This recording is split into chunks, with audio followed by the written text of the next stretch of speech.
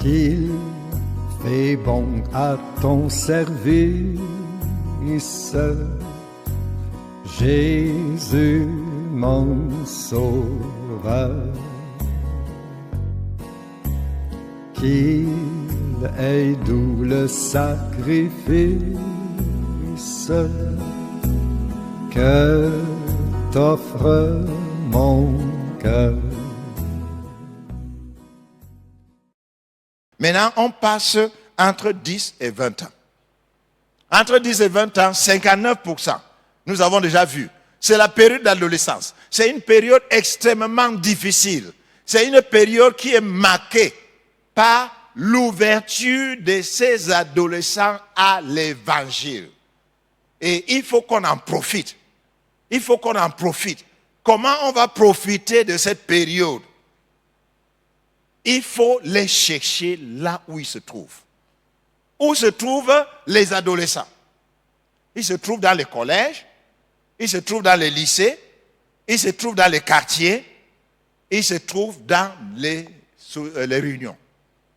Il faut donc chercher un moyen de pouvoir les toucher là où ils sont. Un jour, il y a un jeune homme qui est venu à ma maison et il dit, papa, je suis venu te remercier parce que tu es mon père spirituel. Je dis, mais je ne te connais pas. Il dit, mon papa, tu ne peux pas me connaître, tu ne peux pas me connaître parce que quand j'ai donné mon cœur à Jésus, j'étais encore très jeune. Mais aujourd'hui, il est pasteur. Et je dis, mais quand est-ce que tu as donné ton cœur à Jésus? Il dit, quand tu étais médecin dans mon village, tu venais à notre collège tous les dimanches soirs pour prêcher l'évangile. Et plusieurs parmi nous ont donné leur cœur à Jésus pendant ces prédications. Je suis l'un d'eux. Et quand j'étais au lycée, le Seigneur m'a appelé à le servir. Et aujourd'hui, il est serviteur de l'Éternel. L'investissement dans la vie des jeunes, des adolescents, va porter de fruits pour ton ministère. Et il faut aller là où ils se trouvent. Il faut aller dans les collèges. Il faut aller dans les lycées. Il y a un serviteur de Dieu à Bobo. Quand j'ai enseigné dans son église, il m'a appelé de côté et dit, Daniel, merci pour cet enseignement, parce que j'ai un collège. Et dans mon collège, il y a 2000 jeunes. Et chaque année, nous avons une semaine pour la prédication de l'évangile. On arrête les études, on invite les serviteurs de Dieu qui viennent prêcher l'évangile pendant cette semaine. Et il dit, cette année, Daniel, tu imagines, 700 jeunes dans mon école ont donné leur cœur à Jésus. Je dis, frère, vous savez, peut-être dans votre pays, les écoles publiques sont toujours ouvertes pour l'évangile. Mais dans certains pays, c'est déjà fermé.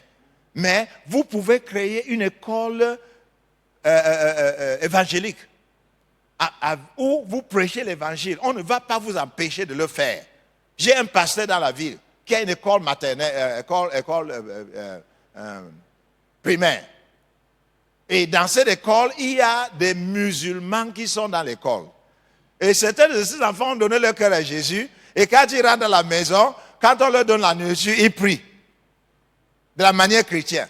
Et les parents ont commencé à trouver des problèmes avec les responsables de cette école. Et ils sont partis le voir. Il dit, mais vous êtes en train de vouloir détourner nos enfants de l'islam. Et les responsables ont dit, s'il vous plaît, lisez ce qui est écrit à l'entrée. C'est une école évangélique. Donc, nous manifestons des critères évangéliques ici. Donc, nous prêchons l'évangile. Si vous n'êtes pas content de ce qui se passe dans la vie de vos enfants, venez enlever les enfants, s'il vous plaît. Mais parce que nous n'avons pas renié notre identité.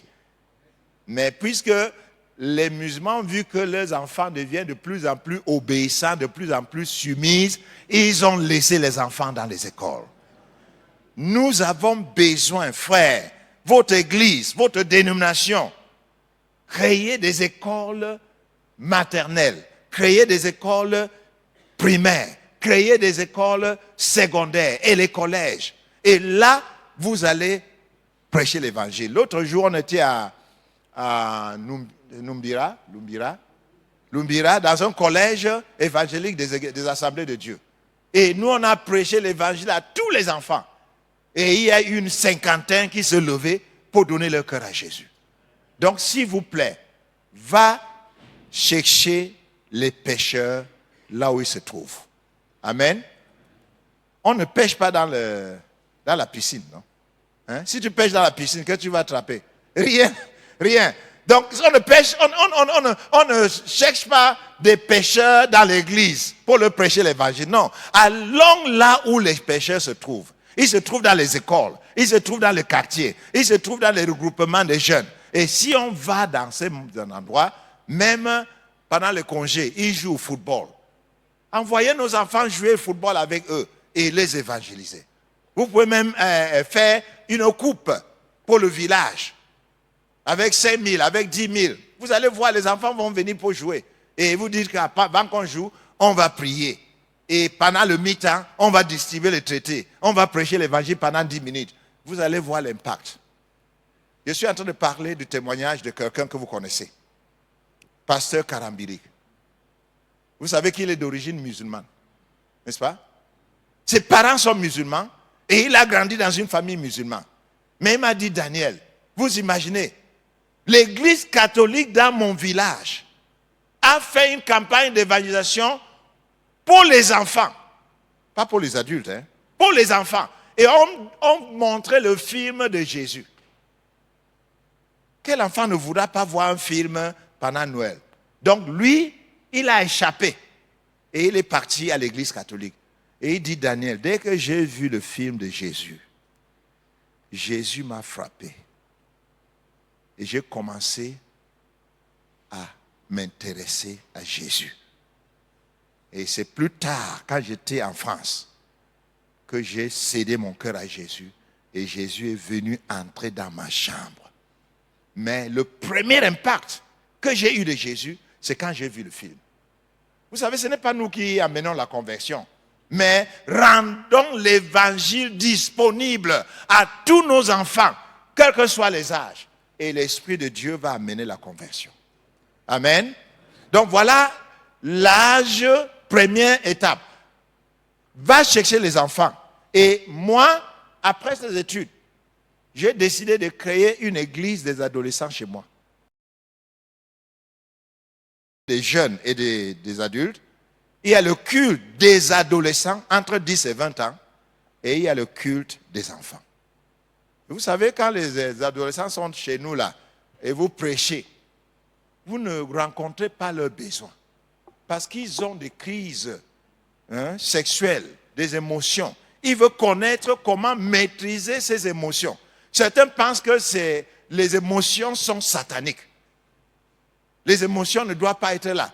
Et certains disent non, papa et maman, ils sont en train de vivre sexuellement. Pourquoi ils nous refusent? Donc souvent, il faut des personnes qui peuvent parler à ce groupe pour qu'ils comprennent pourquoi Dieu, qui parmi nous n'a pas souffert de ces choses-là. Moi, j'ai tellement souffert de ces choses que j'ai questionné Dieu. J'ai dit, Dieu, mais j'ai l'impression que tu es méchant.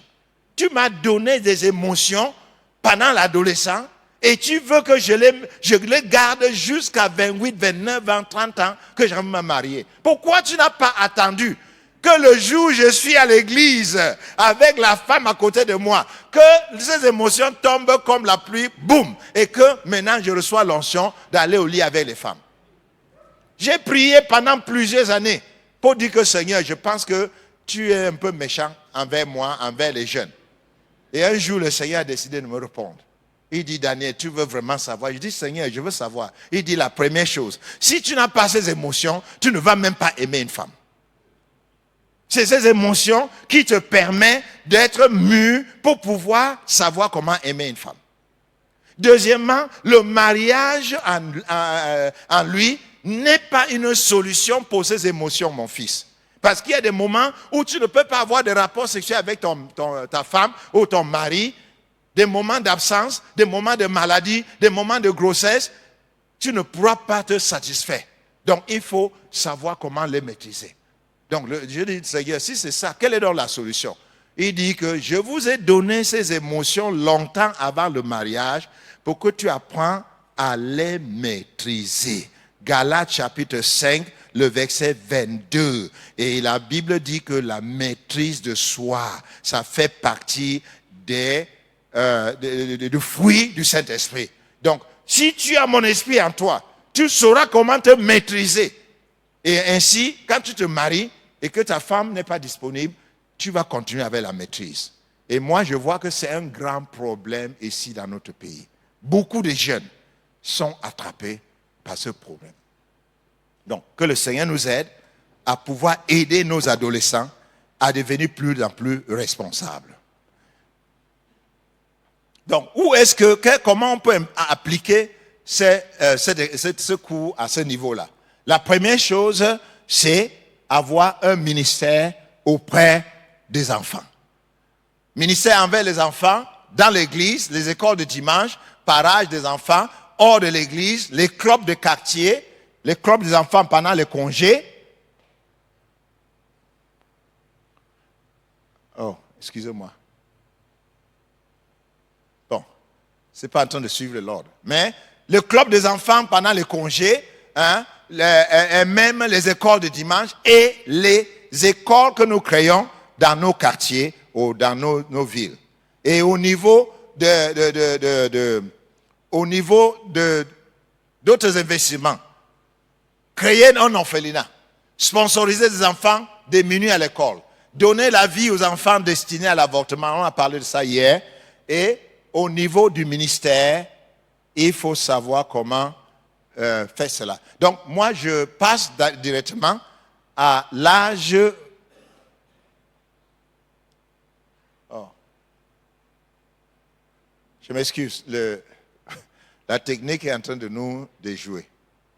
Donc, à la fin, nous allons avoir des fiches. J'espère que les organisateurs ont imprimé ces fiches sur lesquelles vous allez prendre les décisions. Vous vous rappelez, hier, on a dit qu'on va entendre, on va voir et on va faire. Donc, si ces fiches seront disponibles, on va vous les distribuer. Comme ça, vous allez prendre les décisions. OK. Nous allons passer de 20 à 30 ans. C'est encore un âge important, mais il y a quelques rares serviteurs de Dieu dans la salle qui sont entre 20 et 30 ans. Si vous êtes là entre 20 et 30 ans, s'il vous plaît, levez-vous pour qu'on vous apprécie. Entre 20 et 30 ans. Il n'y a personne?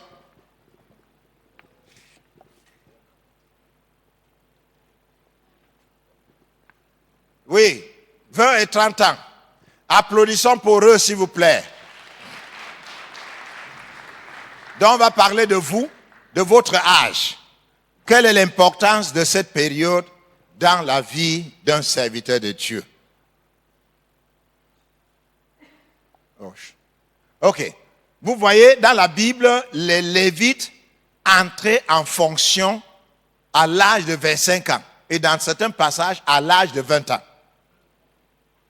Et ils sortaient du service à l'âge de 50 ans.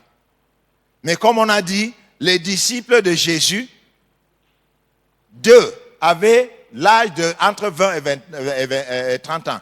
Il s'agit de Matthieu, qui travaillait déjà, et d'André. André qui est le grand frère de Pierre. Mais Pierre était déjà marié. Donc on se dit que peut-être Pierre avait 18-20 ans. Vous savez que Salomon a commencé, il est devenu roi aux environs de 20 ans. Il est devenu roi aux environs de 20 ans. Donc, quand on lit l'histoire de cet homme-là, on pense que c'était un vieux. Mais il est mort, Salomon est mort à l'âge de 60 ans.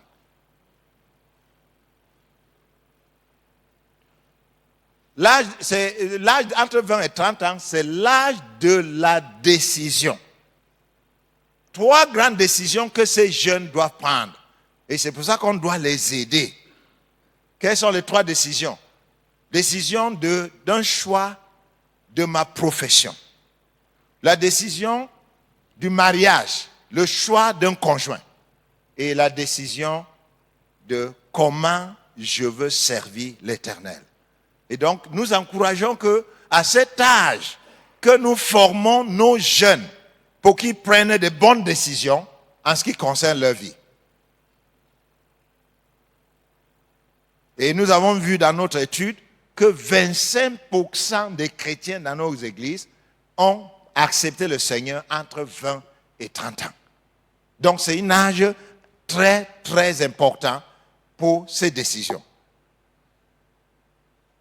Donc, si nous voyons encore les résultats, ça veut dire que entre 1 et 30 ans, 84% des membres de nos églises ont pris la décision de servir le Seigneur. Et il y a moins de, je dirais que 6% de ceux, il n'y a que 6% qui ont pris la décision de servir le Seigneur ou d'accepter le Seigneur après 30 ans. Donc, 20 à 30 ans, c'est 25%. Donc, il nous faut mettre de l'emphase pendant cette période pour pouvoir aider nos enfants à devenir des serviteurs de l'Éternel. Là encore, nous avons déjà vu ça, mais nous sommes en train de dire que 20 à 30 ans est extrêmement important. Donc, quelle est l'implication? Quelle est l'importance? Il faut avoir un ministère de la jeunesse puissant dans votre église. Et vous savez, dans le monde, il y a tellement des organisations qui mettent l'emphase en cette période-là. Jeunesse en mission et tous les ministères qui sont là pour pouvoir aider les jeunes à s'engager dans le ministère. Donc, ce ministère ne doit pas seulement fonctionner à l'intérieur de l'église, ce ministère doit fonctionner à l'extérieur de l'église. Et la dernière semaine, quand on a parlé, il y a le responsable de GBU, de groupe biblique universitaire, qui se leva et il a parlé encourageant les pasteurs de laisser leurs enfants faire partie de ce groupe. Vous voulez que je montre l'importance de ce groupe-là? Moi, j'ai cru dans ce ministère. Qui est ici qui a cru dans le ministère de GBU? Levez la main, s'il vous plaît. Levez la main. Regardez la salle, s'il vous plaît. Vous voyez beaucoup de personnes qui ont cru à travers ce ministère. C'est un ministère qui va aider les serviteurs de Dieu à mener les jeunes à la foi. Donc, il faut former des disciples. Parce que c'est à cet âge-là que Jésus a formé ses disciples. Il faut les enseigner, les encourager à lire la Bible. Et ils sont très enthousiasmés. Il faut les encourager à évangéliser leurs camarades à l'université. Il faut faire des clubs, des programmes hors de l'église. Vous savez, à cet âge-là, les jeunes sont extrêmement zélés. Ils veulent prêcher. Et nous, on était très zélés à cet âge-là. On voulait arracher le pupitre du pasteur. Le pasteur dit non. Les jeunes, ça c'est mon pupitre, ça c'est ma chair. Allez créer pour vous. Et on a entendu, on a fait une réunion, on a décidé de créer nos pupitres dans les carrefours dans la ville. Il y a des carrefours, on a appelé carrefour de Jésus, carrefour de la foi, carrefour de la repentance. Et chaque dimanche soir, on se divisait en différents groupes. Il y avait des gens dans le carrefour Jésus, il y avait des gens dans le carrefour de la repentance, il y avait des gens dans le carrefour de la foi, et on prêchait l'évangile. Pendant que l'un est en train de prêcher l'évangile, les autres distribuaient les traités. Et nous avons eu beaucoup de jeunes qui ont accepté le Seigneur pendant cette période. Encouragez les jeunes. Ils sont pleins de force, ils sont pleins de l'énergie. Et ils veulent servir le Seigneur. C'est à ce moment-là que beaucoup reçoivent l'appel de l'Éternel. Et moi, j'ai reçu l'appel de l'Éternel à 21 ans. Je savais que le Seigneur voulait que je le serve. Mais je ne voulais pas parce que je voulais devenir médecin. Donc, j'ai lutté avec le Seigneur. Finalement, c'était pendant un camp de jeunes. Le Seigneur m'a parlé clairement. J'ai dit, Seigneur, tu sais que je veux devenir médecin. Je veux créer quelque chose dans le monde médical. Seigneur, vraiment, je ne veux pas. Je cru en toi. Je veux te servir, mais pas de la manière dont tu veux. Donc, pendant tout le camp, j'ai lutté avec le Seigneur. Pendant que les autres étaient bénis par les messages, se réjouissaient, moi, j'étais en conflit avec Dieu. Et à la fin, parce que je voulais ma paix, j'ai dit, OK, Seigneur.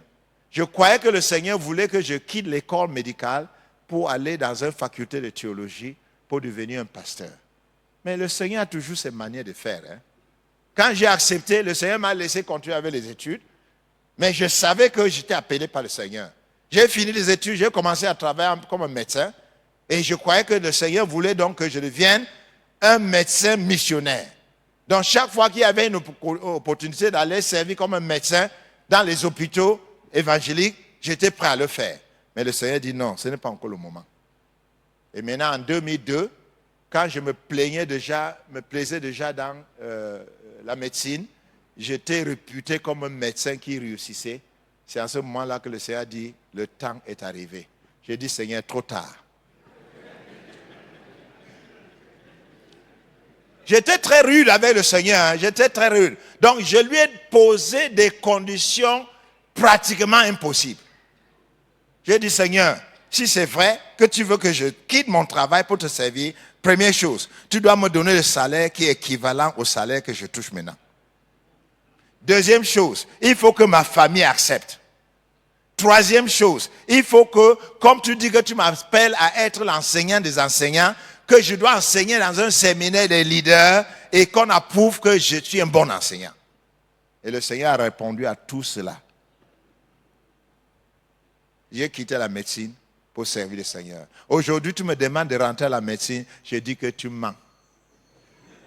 Le meilleur endroit, c'est de servir l'Éternel. Donc, s'il te plaît, ne te méprise pas. Paul dit que personne ne méprise ta jeunesse. Mais je dis que personne ne méprise ton métier. Que personne ne méprise ton appel. Que personne ne méprise ta vision. Parce que tu sais le roi des rois. Le Seigneur des seigneurs. Je vous raconte l'histoire de Billy Graham. Je vous ai parlé de ça hier. Billy Graham, il y a un de ses amis qui est devenu président des États-Unis. Et il est parti prier pour lui. Et il dit, Billy Graham, tu es mon ami. Je veux te faire l'ambassade de la Chine. Ambassade des États-Unis pour la Chine. C'est une grande responsabilité, n'est-ce pas? Mais Billy Graham a ri. Et il dit, Monsieur le Président, avec tous les honneurs que je te dois, tu es en train de me rabaisser. Je suis déjà l'ambassadeur du roi des rois. Dans tout le monde entier. Et maintenant, tu veux me faire l'ambassadeur d'un seul pays. Non, Monsieur le Président, avec tout le respect, je ne peux pas accepter. Et que vous voulez ou pas, ce monsieur a été le plus grand évangéliste de la parole de Dieu dans le monde entier. Vraiment, lève la main, loue le Seigneur. Dis, Seigneur, merci pour l'appel que tu m'as donné de te servir, d'être ton serviteur. Seigneur, merci, parce que c'est un honneur de te servir, Seigneur. Nous te rendons grâce et nous te bénissons pour l'onction que tu as mis dans la vie de chaque serviteur et que tu as fait de nous des serviteurs de l'Éternel. Oh Seigneur, que ce séminaire permet que chacun de nous soit renouvelé dans son esprit, dans son onction. Oh Seigneur, merci. Merci Seigneur. Lève-toi. Prie que le Seigneur te oint d'une onction particulière pendant ce séminaire. Que tu rentres de ce lieu renouvelé avec l'onction de l'Éternel, avec l'épée de l'Esprit dans ta bouche. Loue le Seigneur parce que tu es loin de l'Éternel. Tu es loin de l'Éternel. Tu es loin de l'Éternel. Le Seigneur t'a choisi parmi des milliers de jeunes pour que tu le sers. Oh, il faut le louer. Merci Seigneur Jésus. Nous te rendons grâce. Nous te bénissons. Nous te exaltons. Nous te glorifions. Seigneur, parce que ta onction est sur nous. Et tu nous as choisis d'être tes serviteurs. Nous te disons à toi l'honneur, à toi la gloire, à toi la magnificence, au siècle des siècles. Oh, merci Seigneur Jésus. Merci notre Dieu. Merci Seigneur. J'aimerais que l'un de nos serviteurs de Dieu loue le Seigneur. Père Céleste, sois béni, sois exalté. Tu nous as appelés à ton service. Nous savons que tu ne te trompes pas. C'est pourquoi nous te remercions pour tous ces serviteurs réunis ici. Papa, oins-leur de l'Esprit de Dieu, car notre source c'est toi. Qu'ils prennent la source avec toi. Papa, je te les recommande. Je sais que tu es fidèle et tu le feras pour moi et pour eux. Dans le nom de Jésus-Christ, je t'ai prié. Amen. Amen. Qu'il faut beau à ton service, Jésus mon sauveur.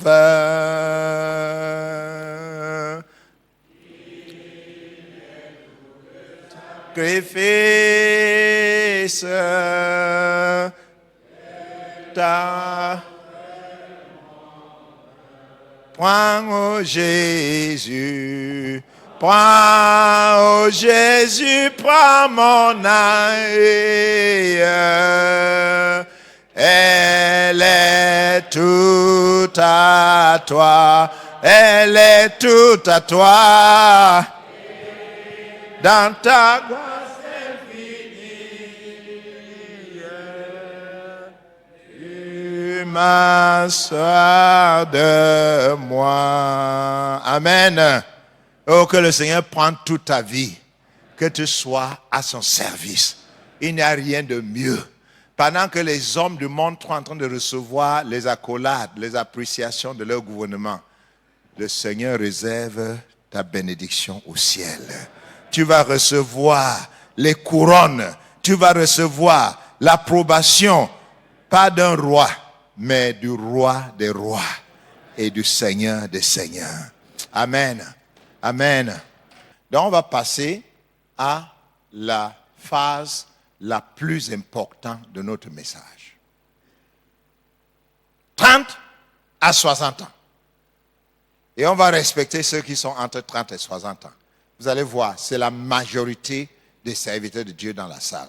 Si votre âge est entre 30 et 60, s'il vous plaît, donnez-nous l'honneur de vous lever.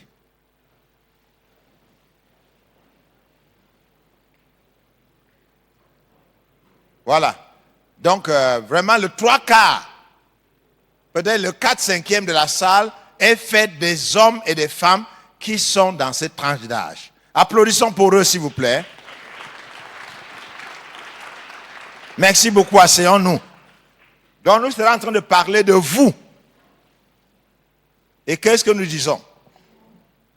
Beaucoup de serviteurs de Dieu dans la Bible ont commencé leur ministère à l'âge de 30 ans. Vous êtes au bon moment pour investir dans le royaume de Dieu. Jésus, notre maître, il a commencé son ministère à 30 ans. Joseph, en Égypte, il a commencé son ministère à 30 ans. David, le roi, il est devenu roi à l'âge de 30 ans. Ézéchiel, il est devenu serviteur de Dieu à l'âge de 30 ans. Et tous les sacrificateurs entraient en fonction à partir de l'âge de 30 ans jusqu'à 50 ans. Pas les Lévites, hein, les sacrificateurs. La descendance d'Aaron qui était choisie pour être des sacrificateurs. Voilà les passages qui confirment cela. Donc, à partir de 30 ans, c'est la maturité. C'est le moment de créer un impact dans votre ministère. C'est le moment d'avoir un produit qui va rester après tout. Et quels sont les éléments de votre produit entre 30 et 60 ans? Nous avons dit que c'est la période de la construction ou la période de la création. Si vous ne créez rien dans le ministère pendant cette période, vous avez raté. La création peut être des églises implantées, ça peut être des âmes sauvées, ça peut être des disciples formés, ça peut être des ministères para-église que vous avez créés. Mais il faut dire, Seigneur, quelle est la particularité de mon ministère? Vous comprenez, n'est-ce pas? Écoutez-moi bien, mes frères. Dieu m'a dit, Daniel, je ne fais pas des photocopies. Tout ce que je fais, c'est l'original. Tu n'es pas la photocopie d'un autre serviteur de Dieu. Tu es l'original. Et il faut servir le Seigneur avec une originalité. Et tu dois prier pour que le Seigneur te dise quelle est ton originalité. Notre originalité, ma femme et moi, c'est le ministère auprès de la famille. Nous sommes en train de former des conseillers matrimoniaux en Afrique noire. Ça n'existe pas. Il n'y a pas de conseillers matrimoniaux qui sont établis en clientèle privée, qui sont dans les églises pour conseiller les jeunes pour se marier, pour conseiller les couples en difficulté, pour conseiller les vieux, pour conseiller les divorcés, pour conseiller toutes sortes de personnes, les familles monoparentales. Nous ne trouvons pas des gens qui ont été formés pour pouvoir le faire. Et le Seigneur nous a demandé, va former les gens qui auront cette expertise. Donc, nous avons une particularité, nous avons une spécialité, nous avons une focus. Et un serviteur de Dieu, écoute-moi bien, il faut te spécialiser. Dis ça à ton voisin, il faut te spécialiser. Selon l'appel de l'Éternel. Il faut savoir où le Seigneur veut t'utiliser particulièrement.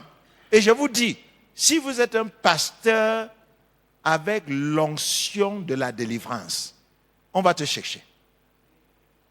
On va te repêcher, on va dire, pasteur, viens, parce qu'il y a des gens qui ont besoin de la délivrance dans notre église. Si tu es un pasteur, quand tu pries pour le baptême du Saint-Esprit, les gens commencent à parler en langue, les gens commencent à recevoir les grands dons du Saint-Esprit. On va te chercher. Si tu es un pasteur, quand tu te lèves pour prêcher sur l'eschatologie, sur la fin des temps, en faisant le lien entre la prophétie de la Bible et ce qui se passe dans le monde aujourd'hui, on va te chercher. Il ne faut pas rester généraliste. Il faut te spécialiser. Amen. Et tu dis, Seigneur, donne-moi l'onction pendant que je rends ministère dans ce domaine. Que la transformation ait lieu. Que les miracles s'opèrent, que la délivrance se passe, que les choses se manifestent dans la vie des hommes pour qu'on sache que ce n'est pas de moi-même, je ne suis que ta porte-parole. Si tu le fais, tu seras un gâteau chaud. Que le Seigneur rende de toi un gâteau chaud. Amen. Prends, ô Jésus, prends ma vie. Elle est tout à toi. Et dans ta grâce infinie, du mal garde